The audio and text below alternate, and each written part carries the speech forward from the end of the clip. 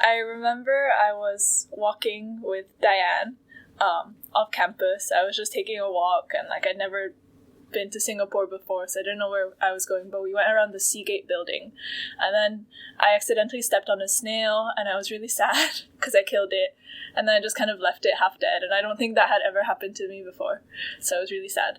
I got a C for all of my common curriculum essays. The first essays. If I can survive common curriculum, I'm sure everyone else out there can survive common curriculum. So I asked Farheen out for a lunch meeting, and I was like, let's plan this thing together. And she was like, why don't we just hang out as normal friends? Can't we just be just friends? And I was like, sure, if you say so. Why does it make it sound like I was crushing on you? And you were like, fine, I'll give you a scrap.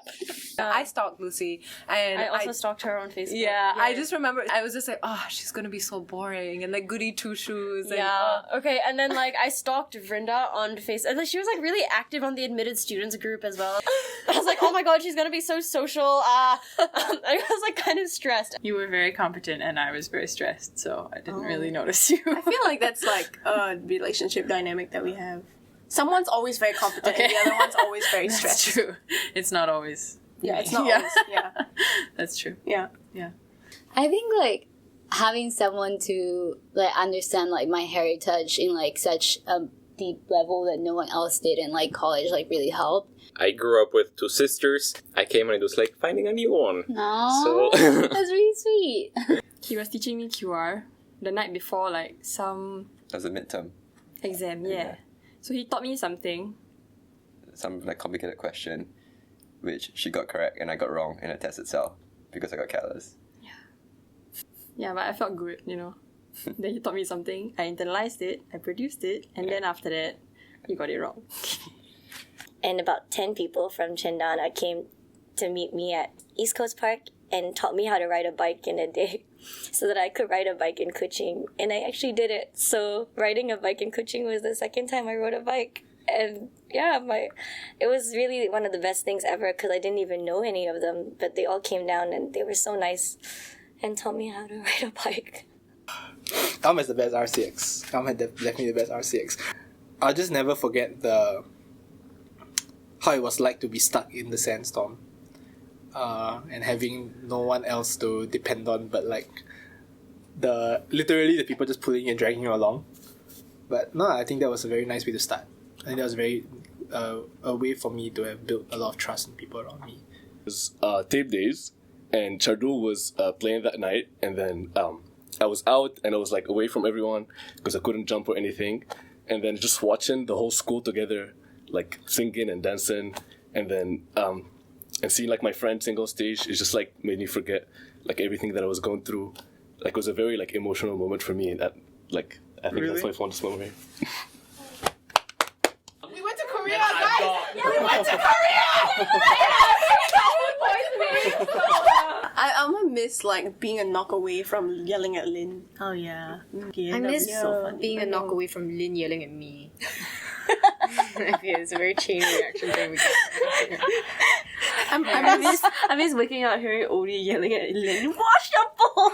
I don't do that anymore. She don't do that anymore. But she used waking up to Nat just unchaotically making her coffee while Odie yells at Lynn. I love the way we all communicate with each other and that we're all very honest but also kind and empathetic. Yeah, I think I was also going to say that I think this friendship has set the benchmark for what I expect in honest communication. Yeah, that's true. If my friends are here and my partner is here, something's gotta give. Something's not quite right. Well, Kathy has become a Dutch still life. After 2 years, she has embodied the ethics of a still life. I think the level of insanity just keeps increasing. And after a while, we're just speaking entirely in quotes from Drag Race. That's true. And we understand what we're saying. It's like a code. It's a small thing that I'm very proud of. Now before he leaves his room, he takes 5 minutes to second guess whether his outfit is appropriate for the occasion that he's going to. Before, this would be his uniform everywhere. This is not a rolled up sleeve. by the way, just this one is cut off and this one is not. So I think I've influenced him to be more experimental with fashion, but I don't know if that influence has gone well. it's okay. As long if this is called fashion, then I've succeeded. I'll miss the nature that we had, the beautiful views. I lived on the 24th floor. The sunset, I had the sunset would come into my room, and every day it was just so gorgeous, but I didn't pay enough attention to it, and I'll miss being able to have these views and access to these spaces. I think both of us are tied to very small details, right? Like for example, the couch in my suite that I have fallen asleep upon constant times. Sometimes it just takes time for you to really appreciate what you have. Yeah. I'm happy we got to that part. Yeah. I think fondest moment is just like, fondest memory is just the in-between moments where we don't plan to hang out, but we just end up all in someone's room, piled on a bed. The photo that we have of all of us piled onto Scott's bed on top of each other. Oh man. I really got lucky. I think we all did lah. Yeah. Yeah. And ended up with somewhere as the middle child of 5 brothers. And killing. Sorry. I think I'll miss the mornings at Brewhouse when, especially this last year, all of the seniors would congregate and sip coffee and just talk about the world, talk about job applications or the state of things. But that community, especially in the morning hours when people would just start to emerge from their bedrooms and be a community. I'd say that once he's whack. Whack. No, but like you gotta hear me out. Like whack. He's I in said student gov, by the way. whack because it's okay. Yeah. Watch your heads. As in whack, right? Like you know how you say, yeah, just whack lah, right? Like just go for it. That's what I mean. Yeah. Like YNC is just like has that just try, just go for it attitude. Even if you fail. So everything can win, like Yeah. As in, you know what I mean? Like, yeah. Then sometimes you do well, sometimes you don't. But that's just life. You know what I'm saying? Just whack. But it's also crazy. Yeah. In the other sense of the word, whack. Yeah, but in a good way.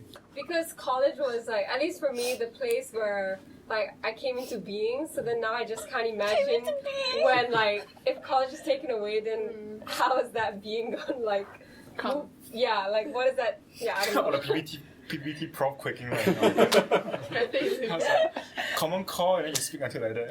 And then once it became a huge part of our identity. I don't know what it's gonna be like after we graduate. I truly feel like I found a home here.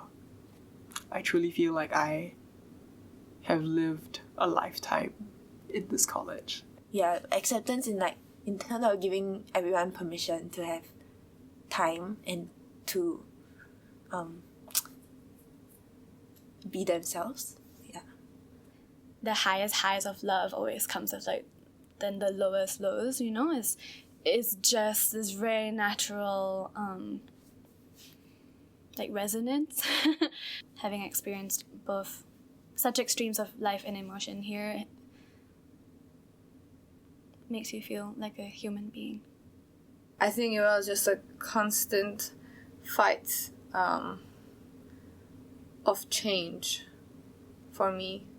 I guess the word fight has a negative connotation, but I don't think it necessarily has to be. I think sometimes it can be consuming, but I think at times it's also very fulfilling and empowering as well. I think the world feels a lot smaller to me in a good way.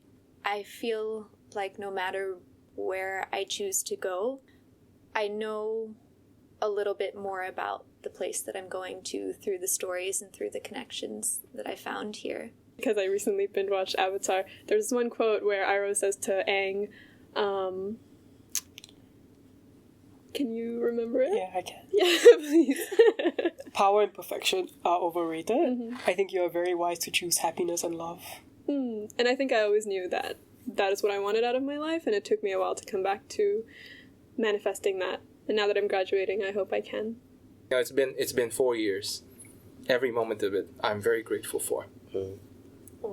So many things that made this experience complete. I don't know how to express it, and I think that's the worst part of it all. It's always gonna be incomplete. That we love each other. we we rarely hug. That's why it's a bit awkward. But we still love each other. We're just not very physical. Regardless of how, the world has unfolded with the whole virus situation, I wouldn't have wanted my 4 years any other way than it has been the past 4 years. I wouldn't change a thing. Yeah, and I'm so grateful that I am class of 2020. Yeah. Full house and empty house. Full house and empty house, that's indeed. Very. Oh, this is making me want to cry. It's so hard to say goodbye, but it's more like a see you later.